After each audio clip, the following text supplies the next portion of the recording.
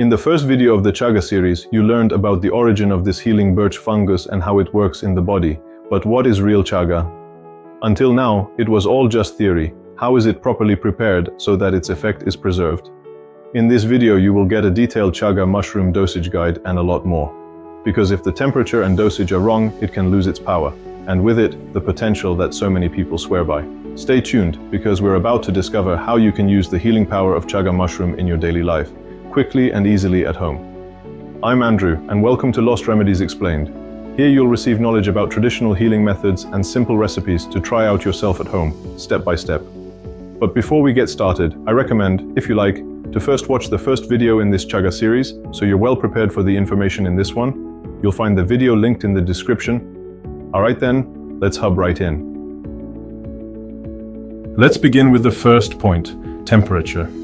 Chaga contains heat-sensitive active ingredients such as beta-glucans and polyphenols. Yes, these are complicated technical terms that we don't need to fully understand. What's important for us to know is that the mushroom's effects significantly decrease at water temperatures above 60 degrees Celsius or 140 degrees Fahrenheit. That's why it's crucial. The infusion must never be prepared with boiling water. Ideal is about 50 to a maximum of 60 degrees Celsius to preserve the valuable components. Then just let it steep for a few hours and enjoy. Perfect for daily intake and for sensitive stomachs. If that doesn't suit you, there's another method to try. There are two proven forms of preparation and how to make Chaga tincture at home. Aqueous infusion, which we just mentioned, but also an alcoholic tincture. Chaga is combined with certain medicinal herbs such as bistort root or licorice root and soaked in alcohol. We'll go into the exact dosage in the next step, but as always, use in healthy balance. After 2 weeks, the mixture is strained and taken in small doses before meals. This method extracts additional active compounds and is suitable for longer cure phases, as alcohol is known to protect the compounds from premature degradation. Both methods have their advantages depending on your goal, either fast-acting or long-lasting effects. The decision on how to carry out the Chaga cure is entirely up to you. Now, as promised, let's talk about the exact dosage and how to combine Chaga meaningfully with the mentioned medicinal plants. Herbs such as bistort, licorice root, St. John's wort, or wormwood complement the effects of Chaga optimally. Bistort is anti-inflammatory and hemostatic, especially effective in gastrointestinal bleeding. Licorice root improves the absorption of plant-based active ingredients. A sample recipe: 3 tablespoons of Chaga and 3 tablespoons of bistort root poured over with vodka and steeped for 2 weeks.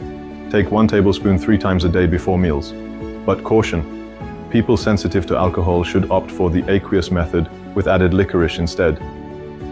As already mentioned, alcohol delays the degradation of the tincture, but doesn't prevent it completely, which is why proper storage, dosage, and duration of the Chaga cure are so important. The aqueous infusion should be consumed quickly, as it only lasts up to 4 days in the refrigerator. To avoid mold, I recommend preparing small batches fresh each time. In terms of dosage, it's usually recommended to take half a glass 6 times a day. On an empty stomach, 30 minutes before meals. In special cases, for example, with water retention in the body, use half the concentration. That is 2 parts mushroom to 10 parts water, or in other words, a ratio of 1 to 5. The optimal duration of the cure is 3 to 4 weeks. Depending on the severity of the condition, it can be extended up to 4 months. However, it's important to take a break after each month, so don't forget to pause for 7 to 10 days. These methods are designed to help you fully harness the health-promoting effects of Chaga. But when and for whom is this cure suitable? And what risks are there with improper use? Stay tuned, that's what we're exploring next. Why should the preparation be taken so seriously? Because incorrect or too high a temperature destroys important fibers. These have a positive effect on the gut microbiome, and thus on digestion, just to name one example. Infusions must always be freshly prepared, never just topped up from old batches. Just like with dairy products, old must not be mixed with new when it comes to Chaga. Otherwise, spoilage is guaranteed, as the infusion can oxidize and develop mold. Also, don't use random ingredients. Incorrect plant combinations can cause interactions. For example, they may increase the risk of hypoglycemia in diabetics. Now, to the crucial point: quality.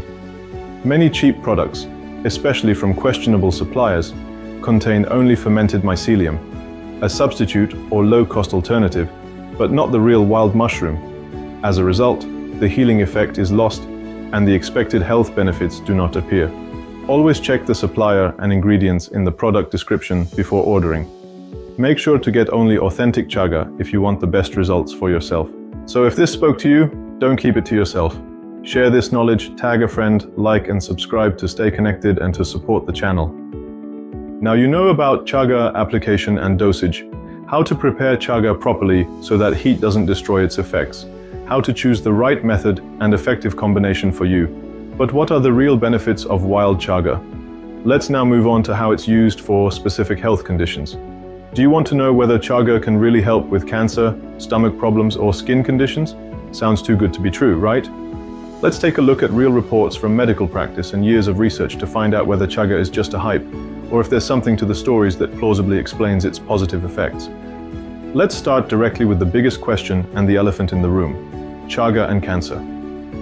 What are the chaga anti-cancer properties? What do serious studies and real users report about the effects of chaga?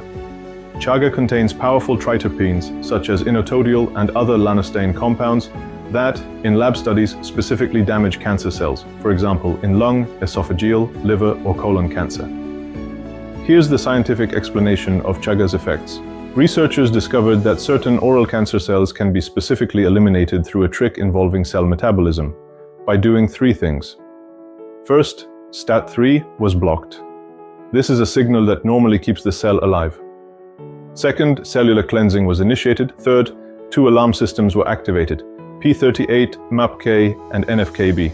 These are responsible for responding to stress and danger. Put simply, imagine an old wooden shack that is at risk of collapse. Normally, it would somehow still stand, but that's dangerous for nearby houses. Now here's what happens. All the wiring is cut, so the shack has no more support. Then everything is cleaned out. All rotten and broken parts are removed. Finally, before the shack collapses, the alarm system is triggered to signal that it must be taken down. The result is astonishing and groundbreaking. In the end, it collapses in a controlled and safe way, without damaging the surroundings. The cancer cells could no longer escape and were deliberately pushed into programmed cell death. This is a natural process where a cell dismantles itself cleanly. Some results even showed up to a 60% reduction in certain types of tumors. But caution, according to Memorial Sloan Kettering Cancer Center in New York, these are mostly preclinical data, meaning tests on animals or cell cultures. But are there chaga experiences with gastrointestinal disorders? In traditional use, chaga is applied for gastritis, stomach ulcers, and duodenal problems. Many users report an improved general condition, less nausea, better digestion, and reduced pain. The effect is attributed to immune modulation, regulation of stomach acid, and anti-inflammatory properties. In some chronic digestive issues, positive effects have been observed, supported by several medical reports and small case series. Chaga is not only used for internal complaints, but also external ones. Could this remarkable fungus unleash its full power on skin problems or psoriasis? Yes, chaga is used for psoriasis, especially for psoriatic arthritis, widespread erythroderma, and severely pronounced skin plaques. In addition to external treatment, the fungus works internally as a biostimulator. While it doesn't guarantee complete healing, many affected people report better skin texture, fewer inflammations, and slower progression of the disease, especially when digestive balance is restored. These applications sound promising, but how reliable are they really? And when can chaga even be harmful? Let's find out together now. Just like most medications, therapies, and treatments, chaga also comes with certain risks. So when should chaga treatment be reduced? And when should it be completely avoided? In cases of severe cachexia in advanced disease stages, the body often lacks the strength to respond to chaga, so its effect typically doesn't occur. In such cases, conserving the body's energy is more important. Since chaga affects digestion and the gut microbiome, it should be avoided in cases of chronic diarrhea or colitis, as it's considered a contraindication in such situations. Also, caution is advised with certain drug interactions. Chaga may increase the risk of hypoglycemia or unwanted bleeding effects in people with diabetes or those taking anticoagulants. If you have these or similar conditions, it's best to avoid chaga altogether. What I always recommend before any treatment is to seek advice from an experienced doctor and possibly get a second opinion. But what are the conditions where chaga is most likely to support you? When can chaga truly help? Here's what research and user reports say. Well, chaga is no miracle cure, but it's certainly not a myth either. New studies and experiences show this burnt-looking birch fungus could actually help with certain conditions, especially when conventional therapies are insufficient or poorly tolerated. People with chronic stomach lining irritation, gastritis, or unexplained gut problems also report relief through chaga extracts. In some countries, the alcoholic extract bifangin has been in use for decades, particularly for inflammatory diseases of the digestive tract. Studies show chaga can calm inflammatory processes in the gut and positively influence the gut flora. A report on patients with psoriasis and digestive problems showed that after 9 to 12 weeks of chaga intake, over 90% experienced significant improvement, and some were even symptom-free. What made the difference? These individuals had hardly responded to conventional medical therapies, and chaga, for them, it was a real turning point in life. The assumption is that chaga regulates the overactive immune system, especially in patients with chronic inflammation of the skin and intestines. Numerous lab studies also confirm chaga is strongly anti-inflammatory, working through multiple pathways at once. It blocks inflammatory messengers, protects against oxidative stress, and activates the body's cellular defense system. This is especially interesting for people with silent inflammation, autoimmune processes, or stress-related immune disorders. But beware, chaga is not a replacement for medications. Since there are no recognized clinical studies on humans yet, no guaranteed healing effects can be promised. Especially risk groups, such as people with kidney issues, those on blood thinners, or with diabetes, should only consider a chaga cure under medical supervision. And as already mentioned, quality is crucial. Look for pure dual extracts, verified origins, and lab-tested products. Research is still in its early stages, which is why medical advice is essential. In the next video, I'll show you how to safely and properly dose this mushroom, plus tips on how to verify its quality and avoid confusion with fake products, and a lot more. Stay tuned. I'm Andrew, thanks for watching, and I'll see you in the next one.